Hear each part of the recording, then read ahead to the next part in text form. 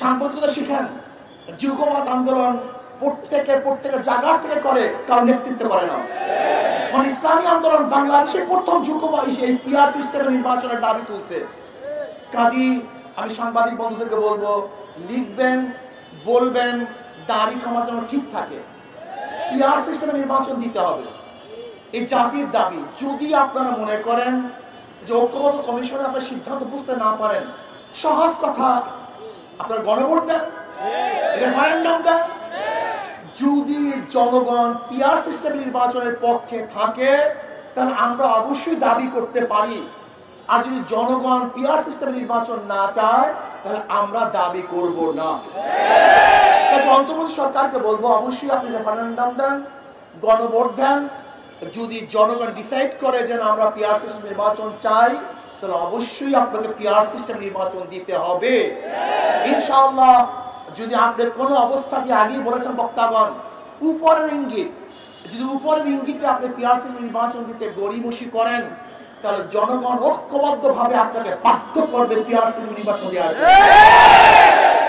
জুলাই সনদে আইনি স্বীকৃতি দিতে হবে এবং বিচার দৃশ্যমান করতে হবে। যদি তা না করেন, সংস্কার করতে হবে। যদি এইগুলি আপনি না করেন, শুধু নির্বাচন করেন, তাহলে আমি মনে করব আপনিও কোনো এক দলের দিকে ঝুঁকে গেছেন, আপনি নিরপেক্ষতা হারিয়ে ফেলবেন। কাজে আসুন আমরা সম্মিলিতভাবে এই দাবিকে সামনে নিয়ে আন্দোলন করব। আর আমি মনে করি আন্দোলনের কোনো প্রয়োজন নাই, আন্দোলনের আগেই সরকার এটাকে গ্রহণ করবে। আর প্রাইমারি স্কুলে ড্যান্স এবং গান শিক্ষার জন্য ওস্তাদ দিবেন, শিক্ষক দিবেন। কেন, কিসের জন্য? গান, ড্যান্স আমাদের মুসলিম পরিবারের একটা সংস্কৃতি না। যদি আপনাদের সমস্ত পরিবার, বাংলাদেশের সমস্ত পরিবার নাস্তিক হয়ে থাকে, বেঈমান হয়ে থাকে, তাদের জন্য গান এবং গানের টিচার দিতে পারেন।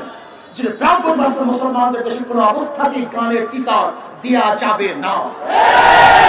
এদেশে টুপিওয়ালাদের, দাড়িওয়ালাদের, মুসলমানদের খাজনা, ট্যাক্স, ভ্যাটের পয়সা দিয়ে গানের টিচার দিবেন। গানের টিচারের প্রয়োজনটা কি?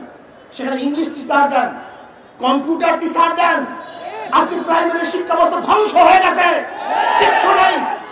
সেখান থেকে মানুষ ঘুরতেছে না, ইউনিভার্সিটির চান্স পায় না, মেডিকেলে চান্স পায় না, কোনো জায়গায় চান্স পাচ্ছে না।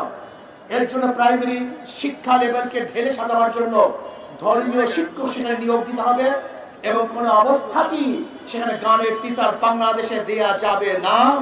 যদি দিতে চান, আপনার গদি, আপনার মসনদ উৎখাত করবে ইনশাআল্লাহ। হাইকমি পেয়েছেন আপনি, মানে যা চায় তাই করবেন আপনি। 93% মুসলমানদের দেশ, এদেশে কোনো অবস্থাতেই ইসলামের সংস্কৃতির বাইরে কোনো কাজ করা যাবে না।